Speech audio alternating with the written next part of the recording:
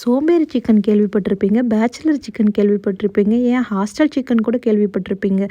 இந்த மாதிரி பிரியாணி மசாலா வச்சு குழம்பு பண்ணுறது எப்படின்னு சொல்லி கேள்விப்பட்டிருப்பீங்களா? இந்த வீடியோவில் நான் பிரியாணி மாதிரி எப்படி குழம்பு பண்ணுறது அப்படின்னு சொல்லிட்டு நான் காமிச்சிருக்கேன். வீடியோ பார்த்தாலே தெரியும் நான் என்னென்னலாம் ஆட் பண்ணுறேன்னு சொல்லிட்டு. இதுக்கு தனியாக இஞ்சி பூண்டு பேஸ்ட் போடுறேன், தக்காளி போடுறேன், வெங்காயம் போடுறேன், தயிர் போடுறேன்னு சொல்ல தேவையில்லைன்னு நினைக்கிறேன். சில்லி பவுடர் போட்டுக்கிறேன். அப்புறம் வேறு எந்த மசாலாவும் ஆட் பண்ணல. கடைசியாக ஒரே ஒரு மசாலா மட்டும் ஆட் பண்ணியிருப்பேன். அது என்னன்னு பார்த்தீங்கன்னா ஏலக்காய், பட்டை, கிராம்பு இது மூணும் சேர்த்து அரைச்சி வச்சது. இதுதான் சீக்ரெட்டான இன்க்ரீடியன்ட் இந்த ரெசிபிக்கு. கடைசியாக கொத்தமல்லி, புதினா போட்டுட்டு குக்கர் விசில் போட்டால் முடிஞ்சுது. நம்ம குழம்பு ரெடி. பிரியாணி மாதிரியே இருக்கும் இதோட டேஸ்ட்டு. உங்களுக்கு இப்போ பிரியாணி சாப்பிட்டு போர் அடிச்சிருச்சு, எனக்கு குழம்பு மாதிரி சாப்பிட்ணும் அப்படின்னா இது மாதிரி ட்ரை பண்ணி பாருங்கள். சேவ் பண்ணிவிட்டு கண்டிப்பாக ட்ரை பண்ணி பாருங்கள். இந்த ரெசிபி ரைஸ்க்கு, சப்பாத்திக்கு நல்லாயிருக்கும். அப்படியே என்னோடய சேனலை சப்ஸ்கிரைப் பண்ணுங்கள். இந்த வீடியோவுக்கு ஒரு லைக் கொடுத்துருங்க.